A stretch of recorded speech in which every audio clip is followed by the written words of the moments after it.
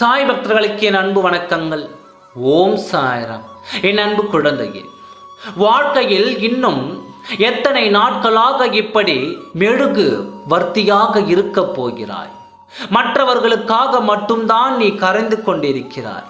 இத்தனை காலங்களும் அவர்களுக்காக, இவர்களுக்காக, அவர்களின் நன்மைக்காக, இவர்களின் நன்மைக்காக இப்படித்தானே உன் வாழ்க்கையை நீ நடத்தி கொண்டிருக்கிறாய். உன் வழிகள் உனக்கு பெரிதாக தெரிவதே இல்லை. நீ நேசிப்பவர்கள் மேல் அத்தனை அளவு கடந்த அன்பினை பிணைத்து வைத்திருக்கிறாய்.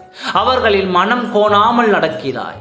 அவர்களுக்கு எதிராக ஒரு வார்த்தை கூட பேசாமல் இருக்கிறாய். இத்தனை அன்பை பொழியும் உன்னை தானே இப்படி கஷ்டப்படுத்துகிறார்கள். நீயும் கஷ்டப்படுகிறாய். உன்னை எந்த அளவிற்கு ஆக்கியவர்களிடமும் மீண்டும் அதே போல பேசி பழகுகிறாய்.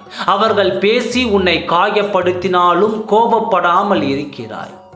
உன் கோபத்தால் இந்த உறவு பட்டு போய்விடக்கூடாது என்பதில் ஜாக்கிரதையாகவும் இருக்கிறார். எது நடந்தாலும் நான் தாங்கிக் கொள்கின்றேன், ஆனால் இந்த உறவு மட்டும் என்னை விட்டு பிரிந்துவிடக் கூடாது என்று போராடி கொண்டிருக்கின்றாய். உன் மனதில் உள்ள அன்பு அவ்வளவு வலிமை வாய்ந்தது.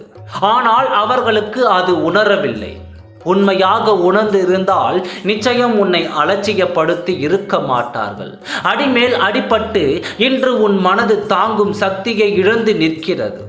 உன் மனதில் உள்ள மொத்த வலியும் இன்று ஒன்று சேர்ந்து உன்னை ரணப்படுத்தி கொண்டு உனக்காக நீ வாடும் நேரங்களை அதை நிராகரிக்க செய்கிறது.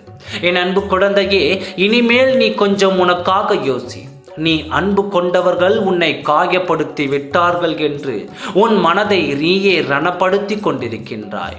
ஆனால் எனக்கு என் பிள்ளை மனம் முவந்து உட்கார்ந்து இருப்பது எனக்கு சம்மதம் இல்லை. நீ வருத்தப்பட்டு கொண்டே இருப்பதை நான் ஒரு நாளும் ஏற்றுக்கொள்ள மாட்டேன். சில உண்மைகளை புரிந்து கொள்.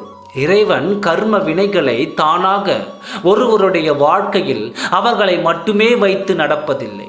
அந்த கர்ம பலனை நீ அனுபவிக்க வேண்டும் என்றால் இன்னொருவர் மூலமாகத்தான் அது நடக்கும். அப்படியாக தீர்மானிக்கப்பட்ட ஒரு நிகழ்வு அப்படித்தான் நடக்கும். உனக்கு ஒருவர் கஷ்டங்களை கொடுத்தால் அவர்களை குறை கூறாதே. அவர்கள் உன் கர்ம வினையை போக்கி உனக்கு கடவுள் கற்றுத்தர நினைக்கும் வாழ்க்கை பாடத்தை அவர்கள் மூலம் சொல்கிறார் என்பதை நினைத்துக்கொள். இவர்கள் தான் உன் வாழ்க்கையில் வர வேண்டும், இப்படித்தான் நடக்க வேண்டும், இவ்வளவு ரணங்களை நீ சுமக்க வேண்டும் என்று எழுதியிருந்தால் அது அப்படித்தானே நடக்கும். இவ்வாறான ரணங்களை அனுபவித்த உன் மனம் இப்பொழுது பொறுமையை இழந்து எதற்கெடுத்தாலும் கோபம், இரைச்சல் என்று உன் தன்மையையே மாறச் செய்துவிட்டது. அதை சரி செய்ய உனக்காக உன் சாயப்பா நான் உள்ளேன்.